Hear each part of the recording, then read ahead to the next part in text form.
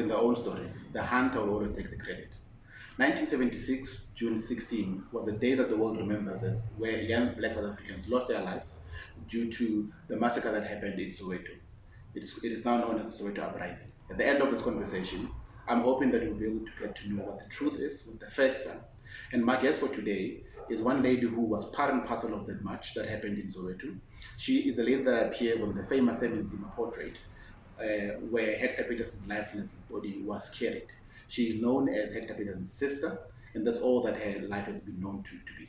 Today, I want us to get to know who she is, what she does, why she does what she does, and hopefully at the end of it all, understand exactly who we are as young South Africans. My guest for today is Mama Antoinette Sithole, who joins us to really tell us her life story, who she is, and what she's all about. Mama Antoinette, thank you so much for joining us at the conversation with Nnusi. Thank you very much. So, I mean, in my intro, I spoke about how the world knows you as Hector Pieterson's older sister, the lady that appears on the Zima picture, running around with one shoe and crying. So what I want to understand is, so who are you? So who's Antoinette Sithole?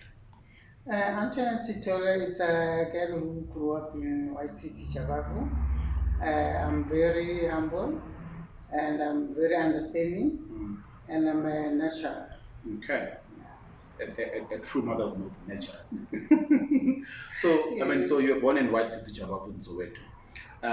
So as a young girl, you know, growing up in the district of Soweto, who did you want to become or what did you want to become? You know, when we grew up, usually we say, well, like, when we are peers, you know, playing around, I would always say, I won't forget that.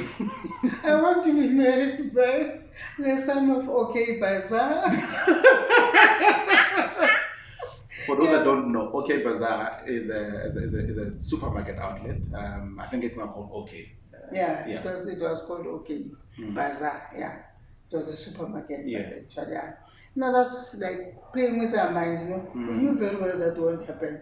But actually, I wanted to be a pharmacist. Okay. You know, I always had the thing that, you know, when I grow up, I want to help people and come up with better medicines to cure people's lives, you know, or to make people's lives easier. You know, so I took up science at school. You know, even though I don't want to tell it, I maths. Maths was just like a puzzle. I couldn't really get into it, but well, that did not happen. But I was very, very ambitious about people's lives, about people themselves. You know, like we as people, how are we going to make it on this planet, especially black people? That was my very, very concern. But anyway, things did not end up that well, and things changed, you know, along the way. And do you have any siblings that you grew up with, or how many were you at home, you know, as kids? Actually, remember we were three. Okay. It was me, the firstborn, Herctor, and my other younger sister, Bibi. Okay. Yeah. Because these others were born after. Oh, so the others came after. Yeah. Okay, so you wanted to become a pharmacist at some point because you wanted to save the world. You wanted to get married to the son of the owner of OK Bazaar because, I mean, everybody wanted because of money. Yes, everybody wanted a comfortable life at that time. So which is understandable. So I mean, so we've always known you as Hector Pieterson's older sister. So maybe if we were to fast forward a bit and really speak about 1976 as a year, right? So if you can maybe just, you know, walk us through this journey of 1976. What led to, you know, young black South African students coming together and saying we want to take a stand for ourselves and for those that are coming after us? You know, the problem was at school they introduced Afrikaans as a medium of instruction. Remember, we used to do Afrikaans only as a subject. Okay. That was understandable. Maybe twice a week or once. It depended on different schools. But now, in 1976, we were told prior in 1975 that things are going to change in the new year, which was 1976. But you know how reluctant we are as students. We'll see when the time comes. So yes, the new year came and we all went to our different schools. I remember very well that when we were at the assembly, I think after 2 weeks we opened the school, we were told that things have changed. We are going to be taught in the medium of Afrikaans, and they had to explain subject like mathematics, biology, physical science. Oh, we all went to it was like those subjects are critical themselves. They're difficult Even in their even natures. if we do them in English, it's a struggle. So doing them in Afrikaans, that was something else. So we're moaning, and we never had plans. We did not even know what to do. But some kids, said, no, but we cannot just let this happen. And some were saying, what are we going to do? No, we can just write letters and send them to the Department of Education. Some were saying, no, no, that won't work. But others came with a good suggestion like, let's approach those smaller political organizations in high school. Let's ask for help, So yes, even though I was not part of it, they did. And then we were told that no, they knew what was happening. They were still trying to find an amicable way to resolve the matter. Schools like Morris Isaacson High School, which I was very close to it, and then a lady did the same, Sekano Ntwana and Nnusi High. So yes, days went by, nothing was happening, but they were holding meetings because my aunt's son, Nnusi, used to attend school in Morris Isaacson High School. So he used to come and tell me, no, things are going, I'm telling you, things are going, it's going to be hectic. And I'd say, we'll see, what's hectic? He said, remember that Afrikaans has been implemented in secondary schools, not high schools. Okay. Yeah, that's what I knew. But some were saying Afrikaans actually started in primary level, I think from grade 5 to 7. Yeah. Well, I did not know about that, but my main concern was it's here in secondary schools, and what are we going to do? So maybe just for understanding purposes. So Afrikaans was introduced in secondary school. So what is the difference between secondary school and high school? So who goes to secondary and who goes to high school? Well, I think it was my second year in secondary school. Okay. It was like introduced last year. Okay. I don't know what was the purpose. What the purpose was, but that's how it just became like that. Like if you are in grade 7, which is then at 5. Then. Yeah, it will be 5, 6, 7. Okay. Okay, and then 8 is in high school. So grade 10. Yes. Okay. And then in other schools it will be grade 8, 9, 10, 11, 12. So it was a little bit confusing. But we don't know why they make that bridge. Because we knew that when we are in primary, we're going to go to high school. That was it. Yeah. And do you think the decision by the then government to introduce Afrikaans as a medium of instruction was it to derail black students from achieving what they possibly achieve? Was it just to frustrate the system itself? Why do you think that? I think because we had our own education, which was called Bantu education, like for black people. So I think they just told themselves, well, we can do anything, they won't do anything. Okay. Because we had our own education, so why change? Yes, we understood that, yes, this is our education, it's called black education, that means it's only for blacks, for Bantus, so why change? And besides, why the Africans? I think they just thought, well, there's nothing that they can do. They have to be subservient to us, and that's it. Sure. So what grade or what standard were you doing at the time in 1976? In 1976, the grades, I'm not good. Let's go to the standards. We'll then convert them. I would say I was in Form 3. Okay. Yeah, Form 3. So from 3 I think it's 10 or grade 10. So standard 8. So 10, I don't know grade. So if you convert it now, that will be grade 10. So so that's and your younger brother?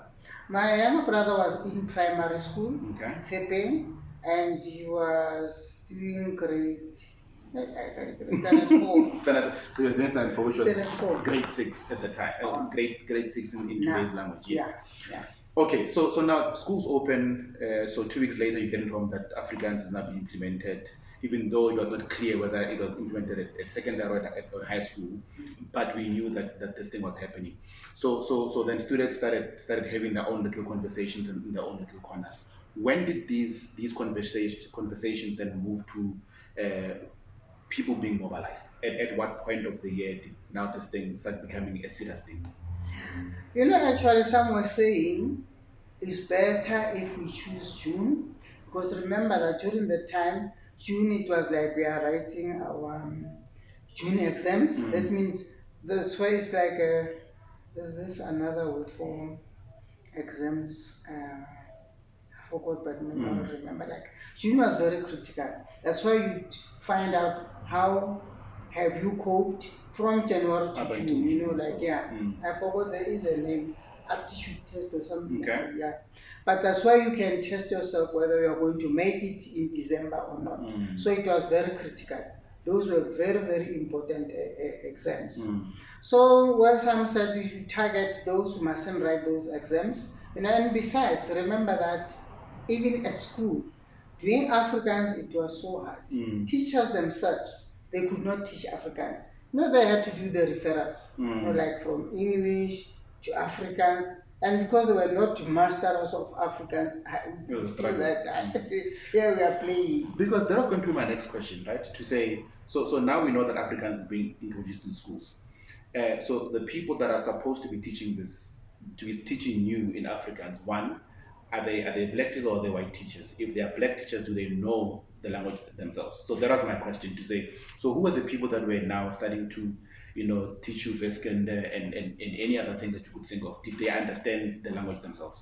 Actually, they were struggling. Okay. I think they were crying out for help, but from who? Yeah. Because we could see they were struggling. And if they are struggling, what about us? Remember that we depended too much on our teachers, even though we had homeworks, but most of the things the teachers would do them for us or with us. Then we understand better. We depended so much on our teachers because remember that most of our black people were poor then, so we never had to buy textbooks because the teacher could do that in the class. So we depended so much on them. Unfortunately, it was hard because the very same teachers, even those who were doing Afrikaans, we find that it's only one in the whole school. That one knows Afrikaans, but not to such an extreme. And these others had to struggle, converting from English to Afrikaans. So I mean, so we now understand the plight that students had to go through, right? So how were the parents of the students really, involved in all of this? So when you went home and said to the parents that I now need to understand, I now need to be taught in Afrikaans, how did they receive that on their end? I think because during that time, both parents and us as kids would respect each other, and besides, because we are in the apartheid system, obviously they wouldn't give us that leverage of saying, you can't learn in Africa. You are going to school, you are going to learn, and that's it. That's just about it. So I think no wonder we took a decision that we are not going to tell our parents. Okay. Yeah, but it came to that. Yeah, because parents then they would force you to do anything that is school related, no matter what. Okay, so maybe then let's touch on to your political ambitions, because I don't think you were part of this thing by chance or by accident, right? So something must have, sparked something inside of you to say I need to get involved. So were you ever politically active as a student back in the days? Well, I was not. Okay. I was not. It was like an individual thinking, how do you feel about this Africans, Even though at the end of the day we had to come together, but as an individual, how did that affect me? I just felt like because I'm a people's person, I want people, black people to prosper in life. Why now? Why do they bring This thing now. Africans there as a medium of instruction? That means we are doomed. So I felt like I should be part and parcel of the demonstration because I felt that we needed a change, even though I don't understand how this change is going to happen about, but whatever is going to be said, I'm going to do it. Okay, so now we are now looking ahead at on the day that we went to demonstrate. So the date was not confirmed as to when are we demonstrating. So maybe take us through the meetings that happened leading up to, the day of the match. So whether it was a week earlier, whether it was 2 weeks earlier, whether it was a month before. So how often did the students meet to have these conversations about the change that all of you wanted to see happen? Actually, it happened every day. It had to happen every day. For how long was this? I think I think from February, February, March, April. Yeah, February. Sure. And look, Mama Antoinette, we always hear about the men that were in the forefront, and I'm using forefront very loosely here. Um, but I'd like to believe that there were a lot of women such as yourself and women like you, who were part and parcel of these planning sessions, of these meetings. So do you really think we are telling enough stories about the role that women played? Or one, and the second question is, what role did women play, in the organizing of this demonstration, the planning of this demonstration, and actually the execution part of it? Well, I think women is like just when you take a ruler and you make a straight line, and that's it. Everywhere, everywhere. I've noticed that everywhere. Doesn't matter how educated you can be as a woman, but you'll always be on the straight On a line, straight line. and that's it. And one thing for sure that people are forgetting, at the end of the day, whether it's a workplace, at home, everywhere where women are, they are the leaders. They are the ones who brought people here on this planet. Remember, Yes. if women were not bearing children, what would have happened? None of us would be here. So we have been leaders who were born leaders. It's only that we are not given the chance. Not to say we are comparing ourselves to men. Men, yeah. Yeah, men can do other things, women can do other. But we have been leaders, and that's it. We cannot condone that. And do you think we give you enough credit for the role that you play and the leadership roles that you assume everywhere you are? Well, I don't think so. Maybe it's because of, I wouldn't say apartheid, how we grew up culturally. Yeah, if you are a girl, you'd be taught. I remember very well. You'd be taught to be groomed to be a woman, and to be a woman and do whatever your husband tells you about. That's it. That's just the point. Maybe that's where it comes from. No wonder it's difficult today to turn that around. We're groomed to be women who will be having children, staying at home, looking after the husband and children, and that's it. Sure. So let's fast forward now and now speak about June 30, 1976, right? Because I think then the collective, which has been the students here, were very clear about what needed to happen at the time. So were there any meetings? So I think come the 13th of June, did you guys have a date of when exactly are we going to the streets and what are we going to do? Well, we knew about that a week before. Okay. Yeah. The 13th already we knew what was going to happen. So what we needed to do was to make sure that we let others know, even though some became reluctant, because we never told our parents. So they had to find ways to lie, whatever, to their parents. But we knew a week before that, on the 16th of June, we are going to the street of Soweto. So people were reluctant, and besides the meeting, if you go to your, let's say, my classmates, hey, you know that on the 16th of June will be demonstrating. Some would say, I don't think that will happen. There was so much reluctance around it, but on the day it was something different. So a week before the 16th of June, you knew that you wanted to take to the streets. What was the plan? So we're going to march.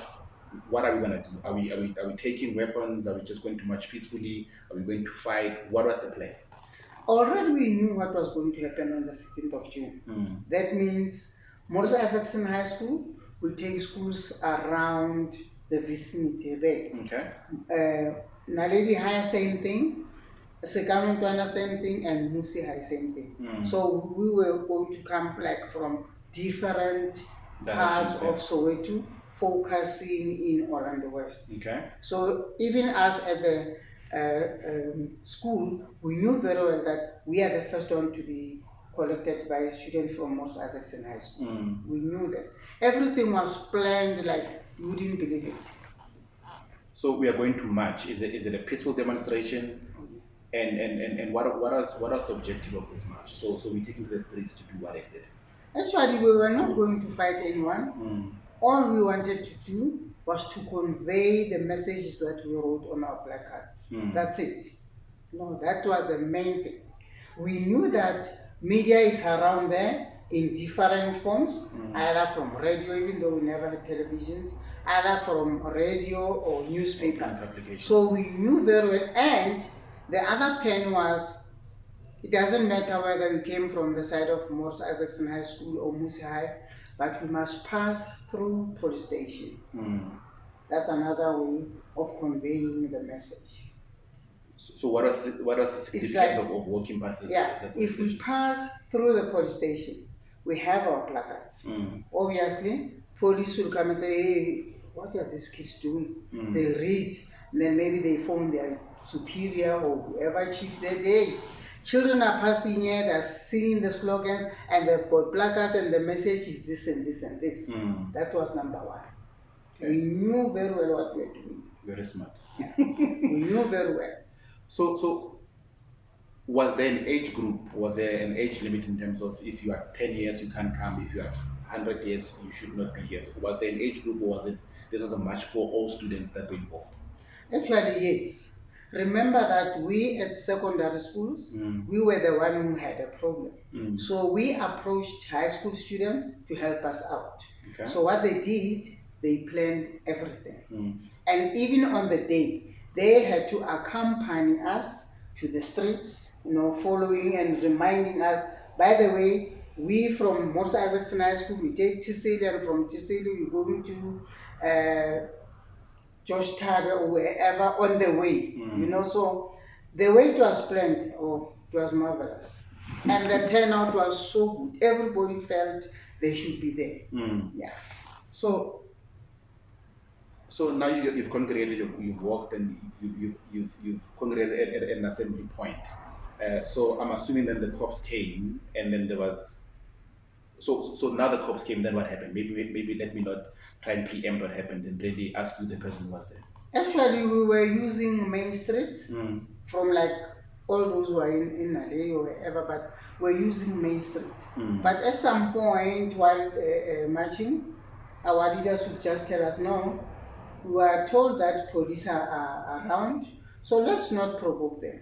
Let's no longer use the main roads. Let's get in between houses, then we can go to the main street when we reach our destination. So along the way, they were like, we were told not to do this and not to do this. They were still supporting, the high school students were still supporting us. And then what triggered the police to attack students who were marching peacefully? Well, most of the students were not necessarily attacked while demonstrating. Remember that we had to choose Orlando West High or Pefeni because we knew that most of our leaders came from that area. Now the likes of our former President Mr. Mandela, Archbishop Desmond Tutu, the founder of Pan-African Congress, Walter Sisulu. So we knew that that is their area. No wonder we had to choose that area. And also choose Villa Gazi Street because our former President Mr. Mandela used to live in Villa Gazi Street, and Desmond Tutu not very far from him. So we chose Villa Gazi Street because of that. And also there was a high school, there is even today, Orlando West High School. That's actually where we were going to meet. Okay. Yes, we reached our destination. Already some schools were there, and we were summoned and told that other schools are on the way. We can just hang around waiting for those schools. Oh, if you could see the excitement. Oh, it was so exciting. So when did the shooting start? Actually, while waiting for other schools, like we were still singing and chanting, and all of a sudden there was a shot. Unprovoked, so people just decided to shoot. It's a pity because I wouldn't really tell you the truth. Okay. Remember that the school is like here, Mm. and the streets going in, and out, yeah. It's like we are on the pavements, this side, all these sides. I think police were like opposite the school. So we tried to be not to be closer to them. So from the Vilagazi street going down where the memorial is now, Yeah. most of us were hanging around there on the pavement. So I think I was a little bit further. So when there was a shot, obviously no one could say, hey, what's happening? Instead, we took action. We had to run amok, hiding ourselves in different households. Even, remember, we never had electricity. There were coal boxes. Never mind the coal, we'd hop into a coal box, underneath, inside the toilet, behind the toilet, and we just dash into someone's house, going straight to the bedroom. Safe, yes. Yeah, going straight to the bedroom. Under the bed, behind the fridge. It was so scary. Even though we knew that police were there, we never thought they would take action. We just thought they were there to monitor the police, to monitor us, and that's it. So about the shot, I only heard rumors after that. While they were barricading there, one of the dog got anxious and it slipped from the police hand and it went to the crowd. Obviously, the crowd would think, oh, now we are letting the dog loose. We are going to kill this dog. So they killed the dog, and when they were about to set it alight, that's when the first shot rang. Sure. So to me, it's very, very confusing. I don't know, but I was a little bit further down. And then during all of this, so even prior to the first shot going, where was your brother? Well, I didn't see my brother even on the way while we were singing along the street of Soweto. No. But I remember after hearing that first shot, we went to hiding, like I said, we ran amok. So when I came out from that hiding place of mine, it's like it was at the corner. So yeah. So when I came out, obviously I sneaked to see if other students are already on the pavement. So while on that, thinking now, oh, this is going to be bad. And I was just thinking, and my eyes were like rolling. And all of a sudden, my brother just said opposite me. Yeah, is it him? Well, I'll try something. If I call him Hector, maybe there are Hectors around. Let me use his cultural name. So I decided, hey, Hector. And then he looked around, and when he looked from where I was, I just waved. And he came closer smiling, like this sheepish smile, like, oh, hell is going to break loose. Well, I didn't ask so many questions. I just said, it seems as if things are getting out of hand. I'll make sure we get home, we'll be okay. Just stay next to me here. Well, while talking to him, there was another shot, so we had to go back into hiding. Unfortunately, we went two separate ways. So when I came out back from my hiding place again, he was nowhere to be seen. And now my heart was pumping. I couldn't believe it. He was just here.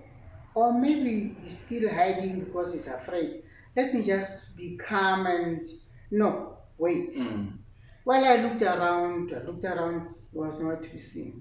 Instead, I just saw a man coming from nowhere, running towards me. And that man did not have a uniform. He just passed me and then it looked very strange. So my eyes followed him and actually he was looking like targeting a place there not very far from where I was because already students were gathered there. So I did not know whether to go and see what is happening there or stay. But I decided to stay because I thought maybe he's still around and he will come back looking for me, so it's best not to move. But I was very anxious to know what was happening there. But I had to stay.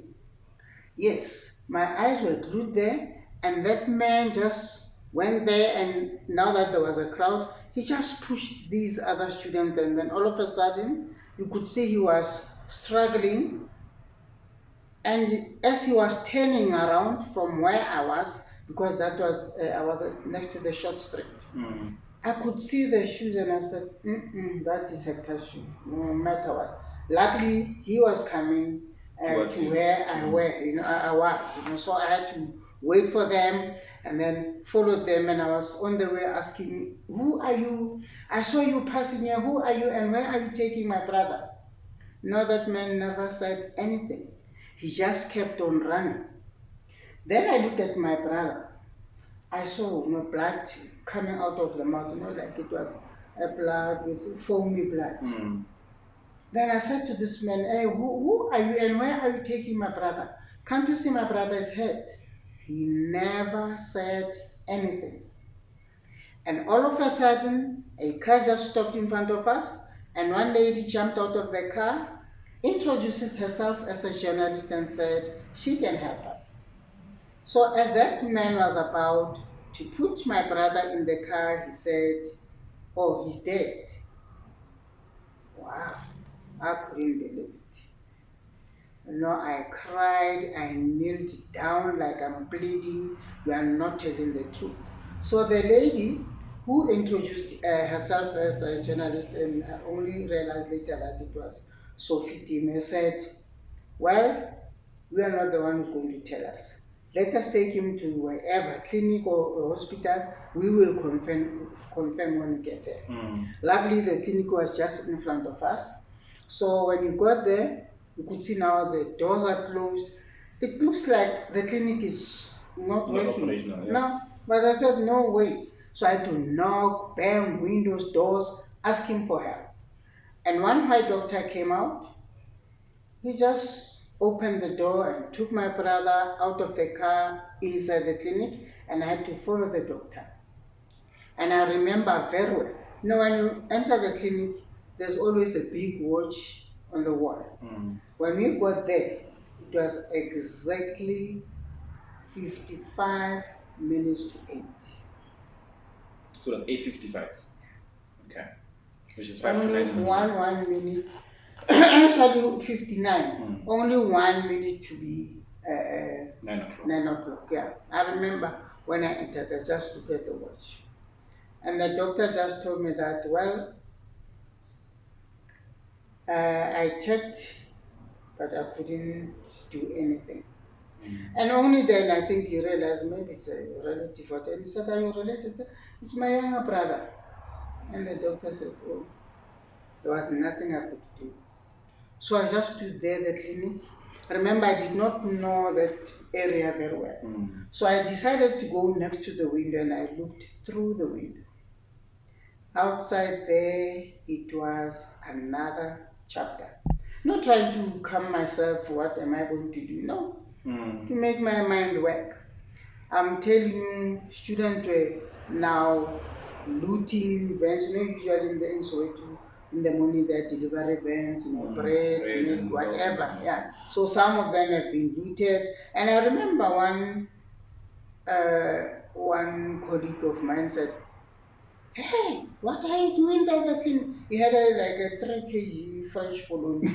"You don't want it."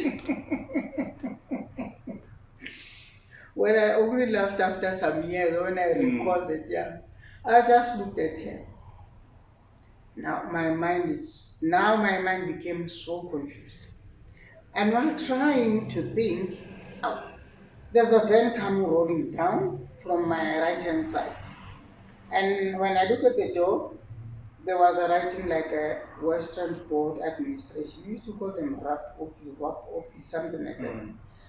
And as it rolls down, it swayed not very far from the clinic, I would say just opposite. And here at the corner, already there were some students there. They had to pull that man outside the van, and they used each and every weapon to kill that man. Sure. And he was a white man. They even, I don't know if you have read it, that they even put him inside the dustbin. Remember we had those corrugated but I was watching. I couldn't believe it. Not to me, it was like, this is not real. It looks like a movie. It was unbelievable. So, Mama Antoinette, so the man that carried your brother into the car, who did not utter a single word to you, what happened to him? So he put the child in the car and then what? He disappeared. I know I was confused. He disappeared. Okay. That was the first and the last time I saw him. So After putting my brother in the car. so no name, no word out of him. He was mute. He just carried your brother's lifeless body into the car and disappeared from the face That's of it. the earth. That's it. Only after 2 years, I learned that his name was Luisa Maku. Okay. We will get to him in a short while. So the lady that gave her car for you to use is a journalist called Sophie Dime. Yes, Sophie Dime. Do you remember the name of the doctor that welcomed you at the hospital or the clinic? Dr. Wilkinson. I think my mother told me that he had to find us and he donated something, before we could bury my brother. Like when there's a funeral, Dr. Wilkinson. I think I met him again 15 years ago, but I did not know him. I couldn't even recognize him. He was the one who recognized That came and Yeah. checked me. Yeah.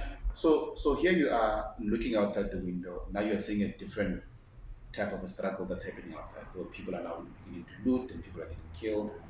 So you are sitting there trying to compose yourself and trying to figure out your next step. Because now next of kin need to be informed about the fact that a child has passed away. How did you do it? Well, luckily, while I was still confused there, looking at the movie outside the window, two ladies approached me and they said, I think they could see that I am not going to make it. Yeah, I did not know what to do. They approached me and they said to me, and they said, we are going to accompany you home. Will you let us accompany you home? I said, yes. I had no choice. I had no choice because I did not know that place very well. Well, we struggled to get transport, but finally they did, because the struggle was most of the cars now were being stoned. So, but we did. I think they knew somebody around there. And those ladies were actually coming to the clinic for their own things. For their checkups, yeah. So we got to they got transport and we went. And I think inside the car, after we were inside the car, they were asking me, where do you stay, what's your name, and whom are we going to find at home? I just became so confused. But I just said, hey, recollect yourself.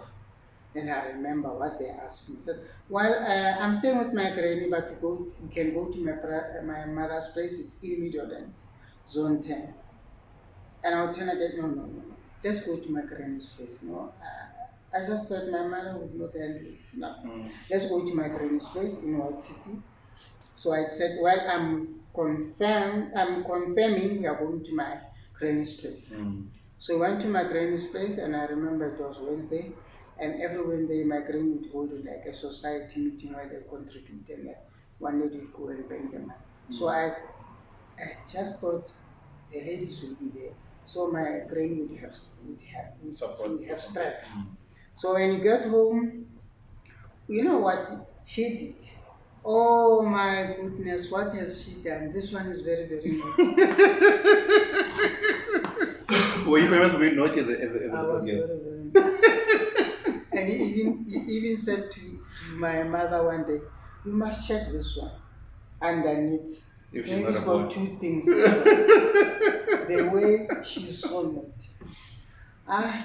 Well, and the lady said, just kept quiet now because they did not know what to say. They humbled themselves and said, no, Granny, we have actually accompanied her. We need to sit down and tell you what happened. Well, they tried to tell my granny what happened. It was like my granny is deaf. They repeated themselves several times. I just saw tears rolling down her face, and I said, now she understands. But now, the bigger problem was, how do I tell my parents? Obviously, they were not very far from my granny's home, even though it's not me, but we have to find ways. To break the news to them. Yes, and then I said to my granny, it's best if we call neighbors around my mother's home. Obviously, that's what we do most of the time. So we called, and then my granny emphasized that he or they must make sure they come to my granny's house no matter what. So around about 6:30 same day, people actually were flooding into my granny's home with the newspaper. Some are saying, "We can see it's you. Who's this one and who's this one?" Mm. Others will say, people look the same. No, it's not her. And I was also saying, it's not me. Mm. How can I be in the newspaper? No, it says spooks, it's just spooks here. Mm. Well, yes, the number grew asking, hey, is it you? And then my mother just, like appeared there, and then when she actually greeted the crowd that was at the gate. And because they knew her, people were like shying away from her. I think she could sense that something. Sounds not right. Yeah. Even though she can see me. But she went inside the house. I actually followed her. So when she got inside the house and she was greeting, my granny did not waste any time. No, she bluntly told her that your son was killed, and I think you have heard in the news that children, not students, children have been killed because they were protesting. So one of those who were killed, it's your son. My mother just stood there as if they were not talking to her. She just stood there, and she said, "I'm Tiny." My other name, my nickname is Tiny. There's Tiny there next to him. Said, "Oh, no, I hear." Just like that. Days went by. We were scared to talk to my mother because we were thinking she was still reeling over what she had. Days went by, weeks went by, nothing happened. But we were so stressed. And then Hector was not released on time because police were saying they were still investigating, so he could not be released. So we only managed to bury Hector on the 3rd of July. It's almost 3 weeks later. So during this waiting period where you're waiting for the body to be released from the morgue to the house, what is going on within the Soweto township? What is going on with the students, and what is going on most importantly with you at home? Well, students were still protesting. Remember, I was told to stay away. I was told to stay away, otherwise I'll be a target for police. We were still protesting because remember that there were lots and lots of funerals. Oh, funerals. Oh, every week, every day, it was just the same. Things got worse. Things got out of hand. And now we were now afraid, like communicating with each other because some became like, we used to call them bimpies. But otherwise, people were flooding into my granny's home to support us, sympathize with us, even those who were like prominent leaders like Nnusi Gazi, Winnie Mandela, no, most of them. Even though some of them I did not really know them, like I know them, yeah. And then police would also come, and ask if I could come down to the police station and give statement.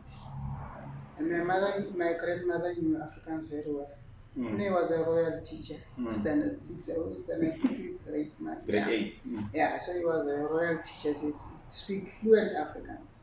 Yeah, you come here and ask for the child, you kill children out there. You come and ask, why you want to take your blame and smear it on the kids? You are the one who started shooting them because they never had weapons. How can somebody kill you with a placard? Something like that. That's a point I would love. Yeah, but my granny used to know Afrikaans very well.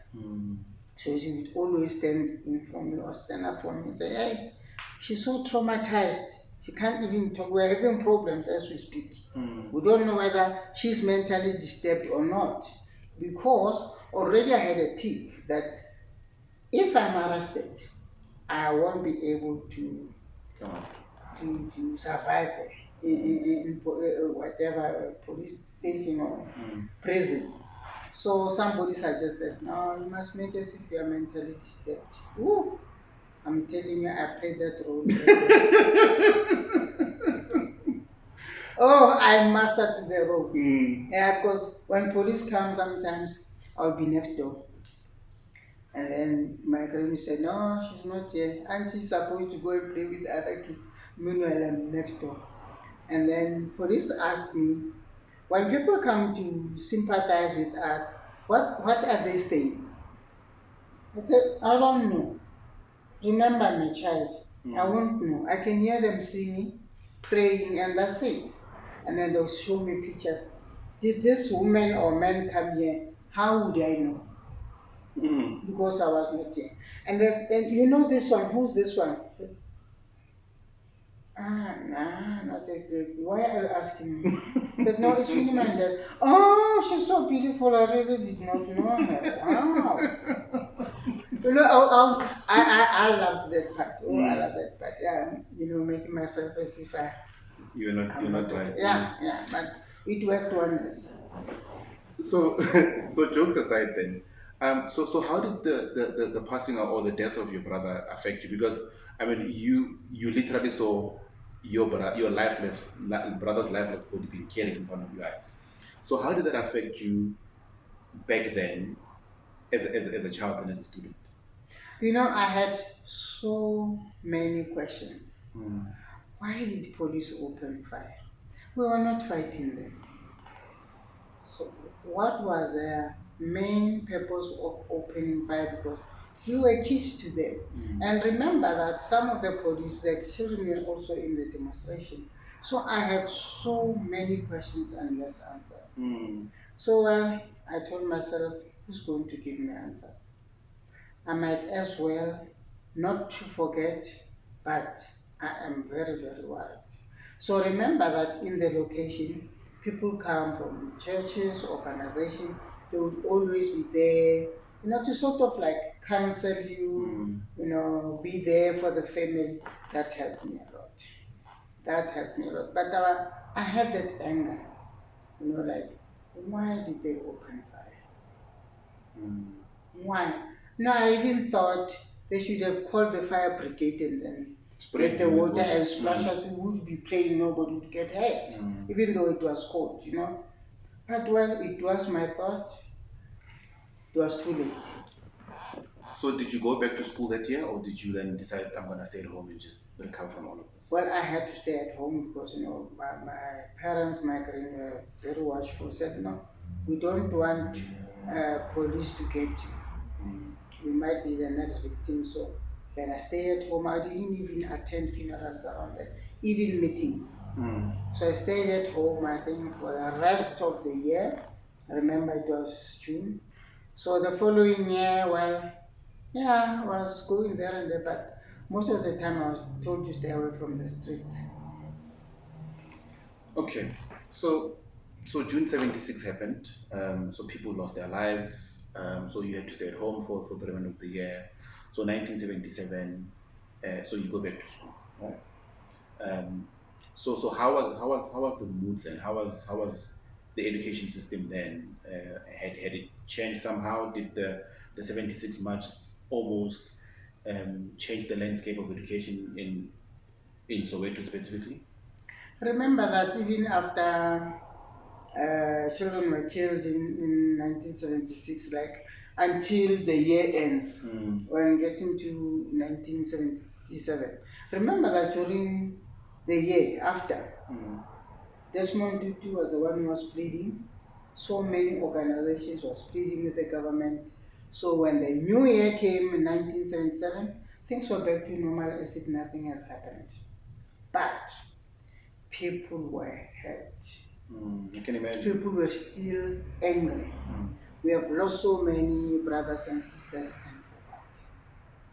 But schools, going to schools, it was not easy. Remember that most of the schools now, there were police, soldiers were called in to come and help police. So most of the schools were guarded by either soldiers or police. So we never had our freedom and there were curfews. Things just turned, just like now, like Corona. Things just turned, around, and then we did not have so much movement. Because sometimes you are at the corner, there is me, you, me and Nancy, we are at the corner chatting. The next thing, police realize that you can see their cars from far. So they change their cars. So they used private cars.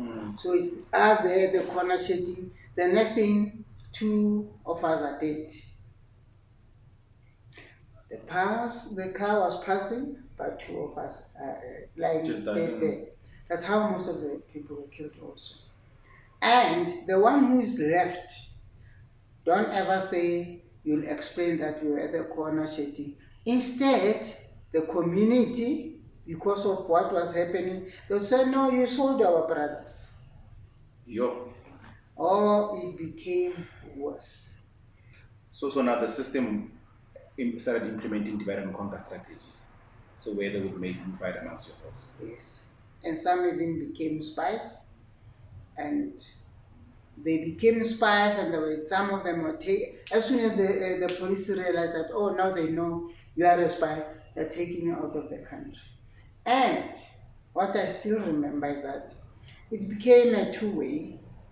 Some of the parents who were working like maids, The suburbs, yeah, their employers would tell them, no, you can bring the kids because of police harassment. Some were staying here in the city, and the very same white people would arrange for kids to be taken out of the country. And remember that we had a curfew, so we were not supposed to roam around, but white people would do. So they put the kids in the boot and take them to the border gate. Already everything is being arranged there. Yeah. So I just need to quickly throw back and say, so were there any women or ladies that you were close with, during the planning of the demonstration that even beyond the 76 March you still kept in touch with? Well, most of them, I think they skipped the country. Most of them. But I know those who were arrested, even though they were like from Naledi or Sikanondwana. I remember Tembi. She used to work for Kulumani. Tembi told me her story. I was very, I was so shocked. I was angry. I just became like, now I feel like a boy. Tembi was arrested, and Tembi, when she was arrested. At home, they were looking for her because so many people disappeared. Some up to date. No one knows where they are. What happened to them. Yes. So Tembi was arrested when he was just here in Sun City. But their parents, families looked for her all over, they couldn't find her. Meanwhile, she was here in Sun City. And he used to say they would sometimes take them to where Sun City is? Yeah. There are trees there, it's Arrowton or whatever, it's SA Brewery. Yes. And there's a felt there in the trees. They would, by Mayatin there. yeah. Okay. They will lean you on the tree, put some wires, and there are ants there. And the ants will, and she was naked. Oh my goodness. And some of the police were actually sleeping with the prisoners.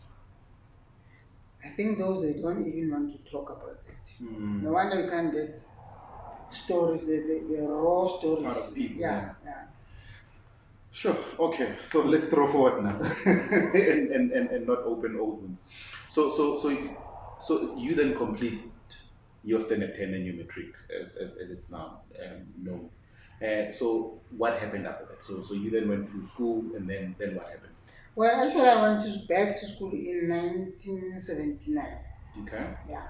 No, because I was afraid, and I just felt like I'm still not okay because I never had counseling, even though organizations used to come there, counsel. But at the end of the day, I think it's up to you as an individual when you are being counseled whether you really want to or not. Yeah, but I still had so many questions.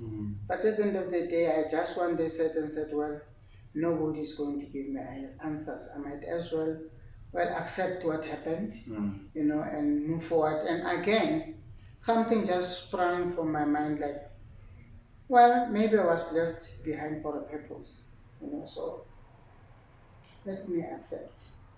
and be the mouth of my brother and all those who died because they couldn't explain. Is that what you would classify as your purpose today? Yeah. And I'm living out that purpose? Yes. And I feel, I used to feel broken when I talk about the 1976.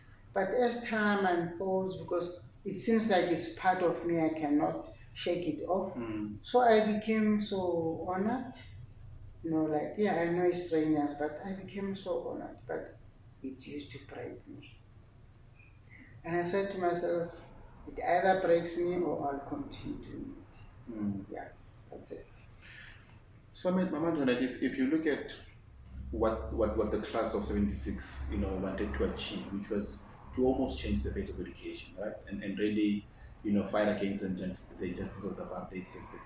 So when you compare that struggle that you had to go through, or the struggle that you had to almost be a part of and be a pioneer in terms of having it implemented, and when you look at the current education system, do you think we have regressed, or do we think we are doing very well? Do you think what you guys started working on has enabled us to start building, or to start putting building blocks on, and to ensure that we've got a better education system today?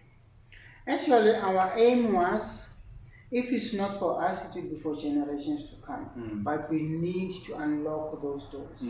We need to make paths for generations to come and do something better. Like everything is open, let them go through those doors or paths and make our country better.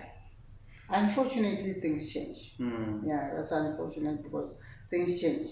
But our aim was to say, where we open the doors, generations to come will come, and make it better. But our education system today, I still don't understand it.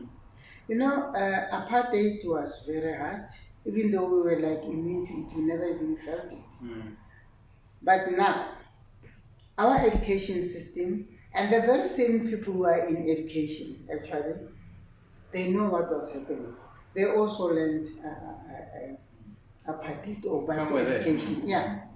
But what did they see that was useful and not? I think they should have taken something good from bad and implement it today. But it seems as if not everybody, they choose you to be a minister of education or whoever of education, you come with their own thing. 5 years down the line, they choose me, I come with mine. What is the purpose of that? So I still don't understand. I thought maybe we are just doing something great and we are actually making our people better or education better from the apartheid era. So I don't understand. I don't want to tell a lie. I mean, Mama Antoinette, I think, so every year for the past 45 years, we've had celebrations around June 16 and commemorating June 16, and celebrating, and I'm using celebrate here loosely, the heroics of the youth of 1976. So if, according to you, how do you think we should be celebrating or commemorating June 16, 1976? It's a pity because I would feel like that, but people see it in a different form. And people have got their own ideas and choices. But to me, on the day of the 16th of June, that's why we must actually do but for right things. Okay? What do I mean? Okay, today we've got children are doing drugs, okay? Teenage pregnancy, kidnapping, women and child abuse. So why on the day not go to the street, write the placards and say, yes, we do understand the 1976 era, but today we have This is our struggle today. Yes, because it never stops. So June 76, we were fighting a struggle about education system that was meant to derail us as black people. So you are then saying, so take the same energy of 1976 and bring it to the now and say, what are the social ills that we're currently facing and dealing with, and really protest and march against those, so that we can see the change that we want to see. Is that what Yeah, you want to it's see? like, yes, we do understand what happened. Yes, along the way things happened, and now this is what we have. This is our problem today, and how can we move forward if we have these problems? Sure.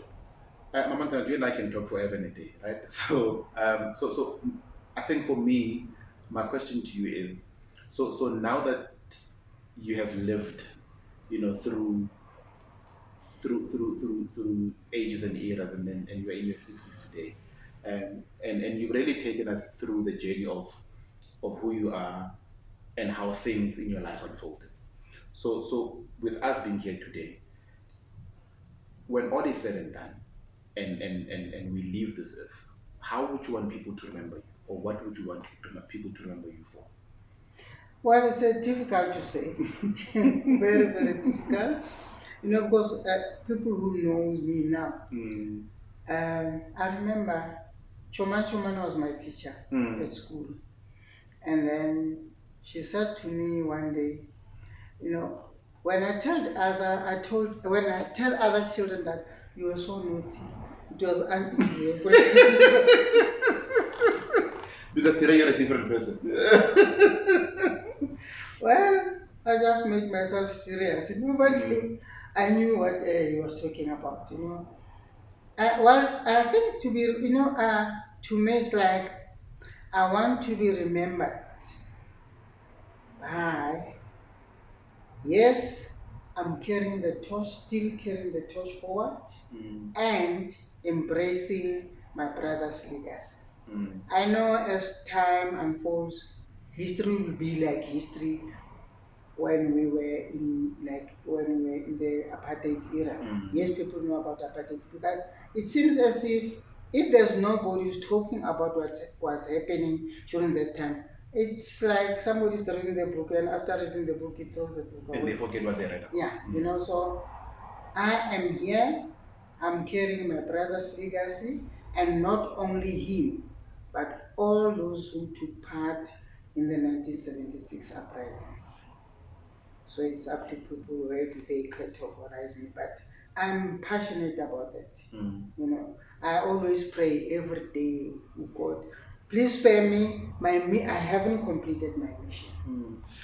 And and do you think the government is doing enough? And I'm asking this question. It's a very loaded question. But do you think the government is doing enough to commemorate the youth of 1976? You know what? Remember that the 1976 uprisings came with students who were not politically associated. Even though we had to ask SAS or SASM to help us out, Black Consciousness. But there were few. But the masses who took part on that day, they were not associated with politics. Apolitical. Yeah. So, where was Pan African Congress, African National Congress, you name them? Most of them they were in exile. Okay? Even though in our mind we said we knew that our leaders are rotting in jail, but we still have to show them, or they must hear that we are still carrying the torch, even though we are not politicians. Do you really have to be a politician to change people's lives? No, you don't have to. That's how it happened in 1976. We were nobodies, but we wanted to be here. So if it's like that, how can really government do what it's supposed to do? Because it was not even part and parcel of that. Sure. Mama Antoinette, thank you so much for your insights and your time. I think you've really painted a picture of exactly what happened in 76, even prior to that, and how all of this impacted your life, and how it has shaped you to become the person that you are today. And thank you so much for continuing, to hold the torch, and to be a torch bearer, and to really shine the spotlight on exactly what the youth of 76 stood for, and what it still seeks to achieve. I mean, even in your old age, you still go out and do the things that you were doing back then, with less than doing this time around. But I'd like to thank you for that, and my prayer for you is that may God keep you for as long as we need you. I know you're being selfish about this, but I think may He keep you for as long as as He needs to keep you. May you continue to impart knowledge to us as young people, and with the hope that we will also pass it on. And as the hunted, we can then continue to narrate and tell our own stories, so that we are then able to change the narrative, and really make sure that when all is said and done, we remember who we are, we know who we are, we understand exactly where we come from, and by doing that, this will then inform and help us make better decisions with our lives going forward. So I'd like to say thank you so much for allowing us into your space, and really allowing us to pick your brain and really get to chat to you about some of the fun things, but also some of the more serious and emotionally evoking situations. And for that, I appreciate you, and I hope that you remain with us for as long as we need you. Thank you. There was conversations with Nnusi, with Mama Antoinette Sithole, who was a guest today. Kindly subscribe to our channel. It's called Conversations with Nnusi on YouTube, and Spotify and SoundCloud. It's Nnusi Gazi. Thank you.